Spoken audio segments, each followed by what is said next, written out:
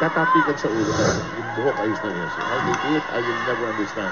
Ultra fast fight, ultra fast TV for a happy family. Alam mo na kasi kung ano, hanggang sa name, dapat yung force na gagamitin mo. Cannot be excessive. Cannot be a rub. That's right. Ooh, a humero squat. One more time around again. Ooh, they go left. Gatiliana standing spike. Pero Shaudi. Ala nangyari doon, hindi pinalo. Ito, papaluin. Dominguez! Gatiliana once again, throwing that away. Yung think of the risk na nawawala dito sa laro mo. Nakakailan na sa ganda. Very shocked yung confidence ni Lena. Kahit siya baka pwede siya maghanap ng kapalit. But he's trying to give Gatiliana another chance. 13-7. Yun naman na maganda. If you're Giselle Tan, you want to give it to her again. But she changes her mind. Maraginot. Oh, that's going to be a long one. And USD surges in front by 7-14-7. We hope you're safe drive on this more sunnier part of the week. Our week here in Metro Manila has been wet and wild. Out of reach. Right, point goes to USD once again. So USD trying to pull away. Much needed set for them. Kailangan nila to if they want to play this match. As you can see on your scoreboard, Ateneo took the first two sets and now lead to love. Ella? Nabasa yun. Ito Ateneo sa low set. leads to the second game. They are just playing like the ball. USD takes the second technical timeout lead, and we shall be back.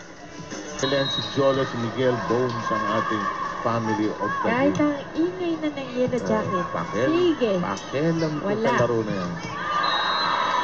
Binigay ba? Pasok. Yung Maraginot, may kahawigan at similarity sa palo ni Eliza. Totoo naman na, her game yung palo similar to Eliza's game. Kaya siguro marami nagkukumpara sa kanya. She can learn that wrist action of Eliza. Tsaka yung power na. Si Eliza kasi dating taxi driver eh. Lahat ng iskinita kayang daanan eh. Oh! Gatiliana kept it alive. A great ball now to USD. A shout, checking the horizon. Nicely done. Lord, fighting for that. And I like how Benasao looked. Kasi mukhang dahil din sa baseball, mukhang ibibigay ni Meneses. Last minute, yung pinatok ni Laure with that angle. Kasi At that point. kanina pa takam sa bola si Laure, no? Naghahanap siya ng bola eh. Huwag kalimutan, Axel ng official outfitter ng Shakey's Billy. Pinapanood niyo po ang live coverage ng ating first game ng ating Shakey's Billy College Tournament. Ateneo against UST. First two sets going to the Lady Eagles. That is done. Tama ba ako? Ang champion natin dito, FEU. FEU dapat. Ito yung humabot si Rachel Amdakis at si Jovelyn Gonzaga nung conference Maaari ko natin. rin, sige, i-check tayo. Na ngayon sa FEU, sino na maglalaro? Si Royce yata, tsaka si Gonzaga. Tsaka si Gonzaga. Si Jubilin. Gimaras Beauty. Oh. And ngayon naman, kung yung floor defense na Ateneo, challenged by USD squad. Jovelyn was of course our captain of the senior team. Yes, correct. Sabi ko, ano te? Kapitana, pinagali?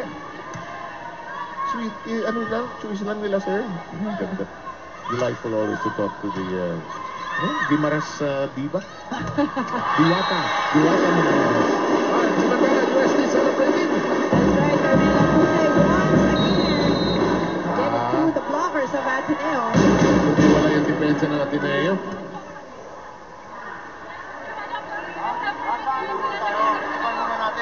May spike naman tayo eh. Ha? Isip muna natin, dahan-dahan. Ha? sir. Guys, stop lang. Okay lang. One point down. One point. Let's go. Kaya, one point. Service long. Mukha silang malayo sila eh. Ilag ka dito.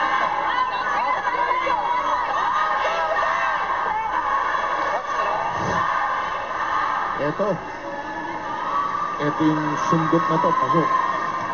Alam mo, masaya pag live ang coverage natin. Natetextan tayo ng mga nanonood. Ano? Ito, meron tayong kaibigan, si Joy Salita and family watching, enjoying the action. 99 ang ating bilang. Bukas, ang dami na naman lalapit sa akin mga shaky security guard, waitresses. Oo, nagsimula na naman ang bakbakan. Oo, so dito, thank you sa mga messages Alam mo. mo, meron tayong diehard fan sa Robinson's Magnolia na nagtitinda ng popcorn. Pag bumibili ako, sir, ano na latest ng liga, sir? Chismisan muna kami. Dinadagdagan niya yung popcorn ko. Ayun pala yun. Samantala, kasi na. Nakakilala mo kasi. Sa mga aking mga plano sa mundo. 11 na. Ang coach niya ba si Kumpun High School? Yes. Yes, kaya naman pala iba yung kanyang pagdinig, Oh! Giselle!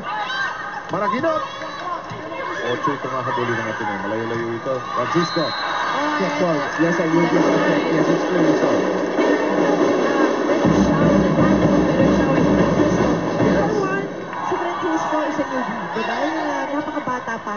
Pero si Verushaw, kumpiyansa binibigay sa kanya kanina pa. Parang siya ang atin yung bigla rito, no? Pero malaking word sa volleyball po yung ate, ha? Unang honor position. Oo. Eto na po! Oops, messed up. overset. Yep, overset. Sara Verushaw oversetting that one. 12-20. Ano itong point for itong college tournament to give our young players an opportunity that their teeth wet in real competition. Kasi tama rin sabi ni Mosi, hindi lang naman yung UAA yung mga kalaban nila eh. Oh, iba-iba. Yung grouping lang nito, NCUA and other May tournaments. TIP, diba? May Batangas tayo. Samantala.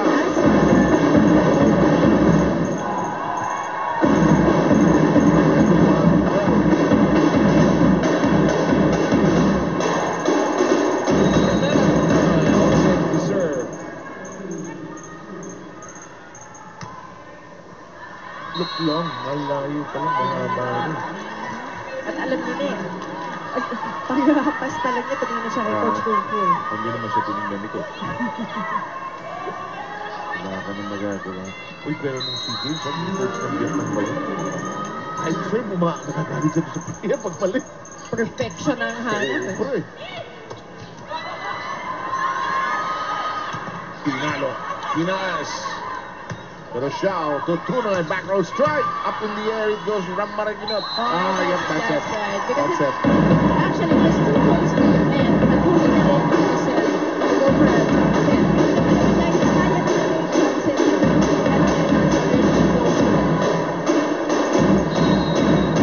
It was too much of a commitment.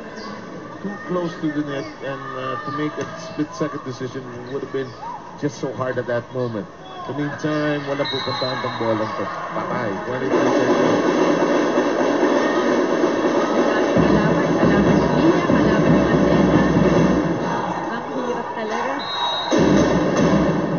Pan is making the signal to the rest of the team as we wait for the serve of Francisco Oh, it's Lakas. going to be a long one.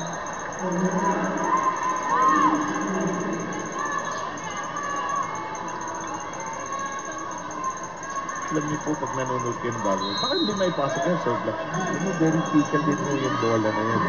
Saka maraming factors. That's right. Hindi ganun. You want consistency.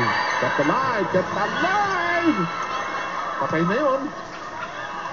Nice tap. Nice rebound.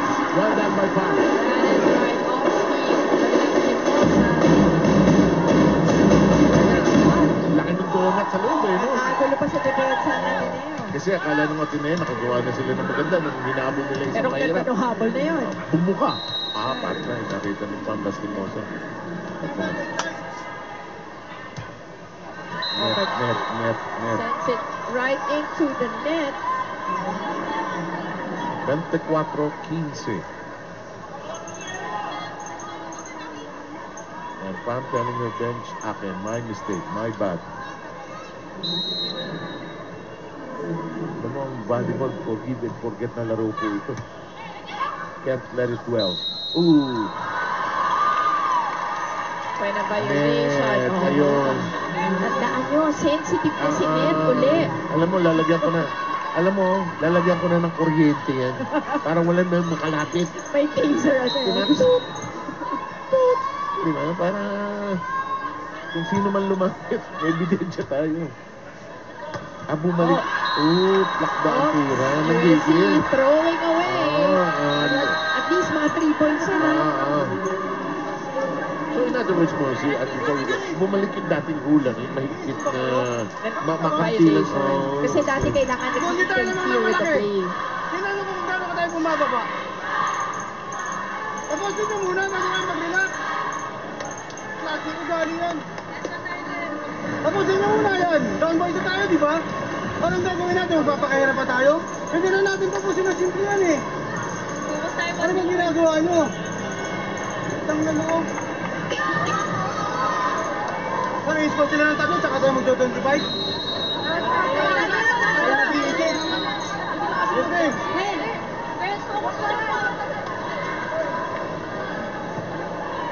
Pwede mo ba ikaw?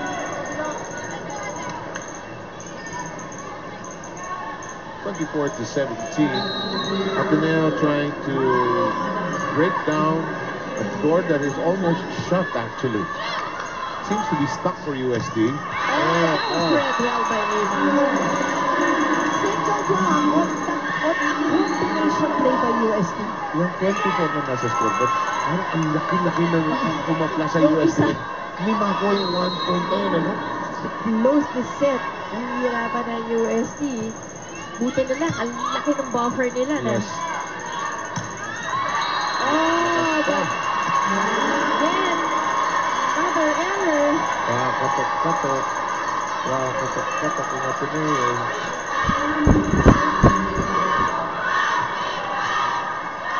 Hello, si Eliza.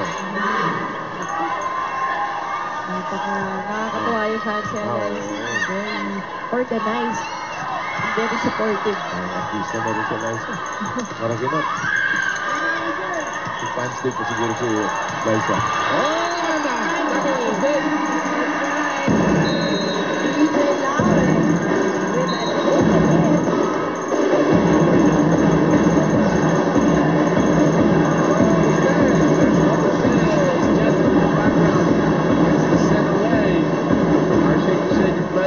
Into the fourth set, it's 2-1, and Eliza Valdez saying hi to Father DeSanto. Why not? Mas better lang po. We'll be back.